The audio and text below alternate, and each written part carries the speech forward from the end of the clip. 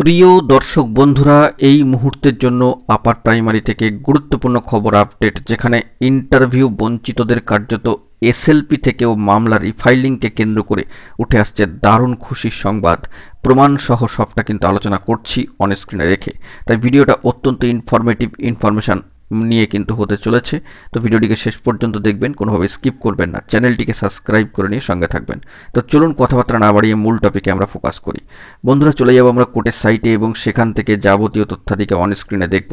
চলে এসেছি সর্বোচ্চ ন্যায়ালয় সুপ্রিম কোর্টের অফিসিয়াল সাইটে এবং সেখান থেকে দেখতে পাচ্ছি ইন্টারভিউ বঞ্চিত আপার প্রাইমারি চাকরি প্রার্থীবৃন্দের গুরুত্বপূর্ণ মামলার ক্ষেত্রে দেখা যাচ্ছে যে এই মামলায় কয়েকদিন পূর্বেও কিন্তু ডিফেক্টিভ ম্যাটার্স কথাটি কার্যত উল্লেখিত ছিল, তবে বর্তমানে সেই সিচুয়েশন কিন্তু পরিবর্তিত হয়ে গিয়েছে।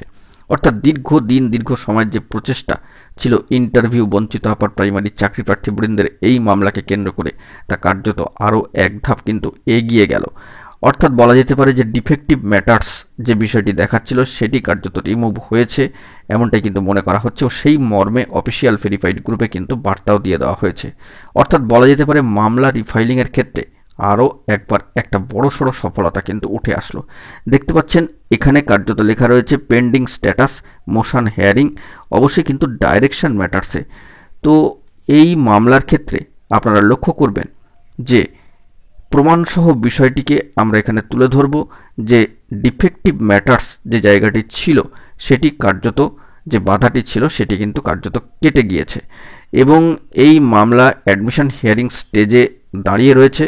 সেখান থেকে যদি মামলার প্রোগ্রেসিভ আপডেট উঠে আসে, তবে বলা যেতে পারে একটা নতুন দিগন্ত উন্মোচিত হওয়ার কিন্তু সম্ভাবনা তৈরি হতে পারে। কারণ এই মামলার উপর ইন্টারভিউ বঞ্চিত চাকরি প্রার্থীবৃন্দ তথা অনেকেরই কিন্তু কার্যত বলা যেতে পারে জীবন জীবিকা ভাতভিত ভবিষ্যৎ কিন্তু দাঁড়িয়ে রয়েছে। তো সেই দিক থেকে দাঁড়িয়ে আরেকবার বড়সড় সফলতা কিন্তু উঠে এসেছে ইন্টারভিউ বঞ্চিত আপার প্রাইমারি চাকরি প্রার্থীবৃন্দদের এই মামলা থেকে। তো সেই পরিপ্রেক্ষিতে দাঁড়িয়ে আরও একবার কোর্টের আরও একটি গুরুত্বপূর্ণ তথ্য প্রমাণ সহ আমরা অনস্ক্রিনে একটু খতিয়ে দেখে নেওয়ার জন্য চেষ্টা করব। দেখলেই কিন্তু স্পষ্ট হয়ে যাবে যে ডিফেক্টিভ যে অংশটি সেটি কার্যত কিন্তু যে পরিবর্তন সেটি কিন্তু হয়েছে। তো চলুন সেই অংশে। দেখতে পাচ্ছেন ডিফেক্টস অংশ যদি আপনারা ওপেন করেন মামলার স্ট্যাটাসে, সেখানে কিন্তু 9 নম্বর সিরিয়ালে চলে আসলে, অর্থাৎ একেবারে শেষের সিরিয়ালে চলে আসলে দেখবেন লেখা রয়েছে রিমার্কসে ensure proper compliance of declaration, এবং সেই দিক থেকে যে রিমুভড অন ডেট দেখুন 15/4/2025, অর্থাৎ